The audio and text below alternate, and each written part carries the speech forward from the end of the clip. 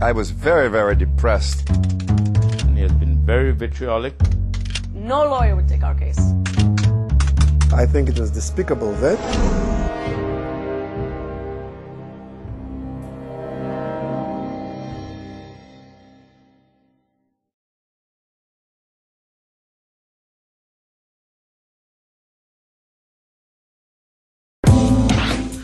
I met Rick in the 80s. I met Rick in California. He was a controversial journalist. As an athlete myself, I wanted only Rick Wayne to write about me. Because when Rick Wayne wrote about you, people read about you. Rick Wayne as a personality is enormous. I mean, the guy was Mr. World, Mr. Olympia, Mr. USA, Mr. Great Britain, and a whole host of other things. Then he decided one day that he announced that he was moving to St. Lucia, and he's decided he's had enough of California and he wanted to move to St. Lucia.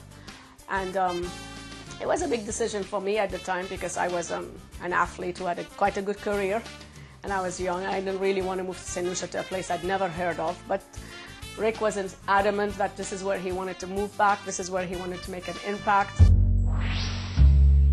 No bank loaned us any money when we started our business, not a single cent. We started with all of our savings, all of our equipment. So it was so important for the business to succeed. I mean, when we were in California and we moved, he said, we have to buy a printing press. He said, we cannot move to St. Lucia without a press. And I said, but most publishers don't print. And he said, not in St. Lucia. I've learned that if you want to be truly free, you must own your press.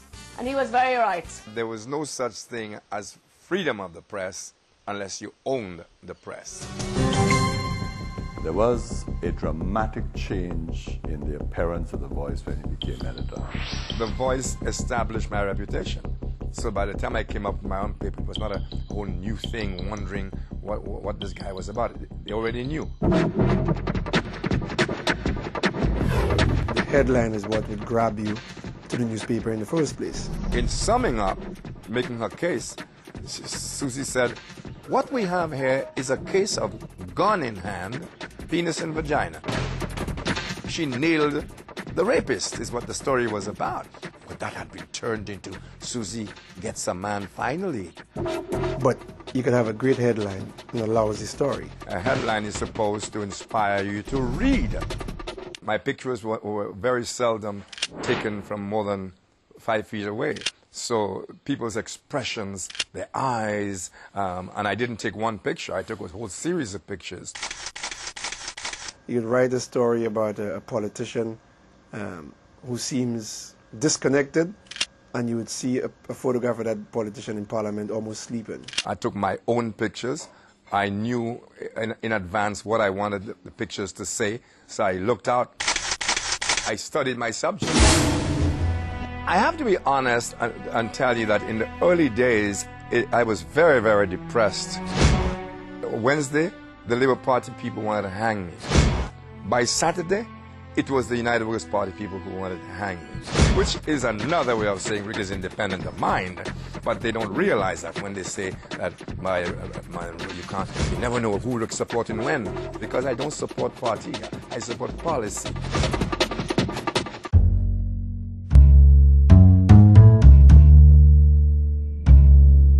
The Star would go beyond what most journalists would, and give you more of the gory details, which I think helped to, to challenge our conscience a little more, because it wasn't just about there's another case of incest, but here, this is what is happening in our country. But what most people seem not to realize is that the back page carries messages, and the messages never have anything directly to do with the photographs. No lawyer wanted to go up against the government. It bothered me a lot. It was very stressful. But at the end of the day, I always believed in what I was doing. And I suppose I was especially fortunate to have May with me. When Rick was told that he was nominated for the OBE, his first thing was not to want to accept it, because Rick doesn't really like awards and accolades, and he thinks he does, you know, he's. But I, you know, sat down and I said, Rick, you must accept it. You must accept it because it is John Compton giving it to you. I think the Star gave a voice to many of the voiceless in St. Lucia, and that, to a large extent, contributed to its popularity. What he did was to change the attitude of politicians, because they really had no respect for people in the media before. But I believe that today, media in St. Lucia are highly respected and even feared. Never before in the history of journalism in this country has journalism received the respect it now has, albeit reluctant respect, but it's respected. Politicians now, I dare say it, actually fear journalists.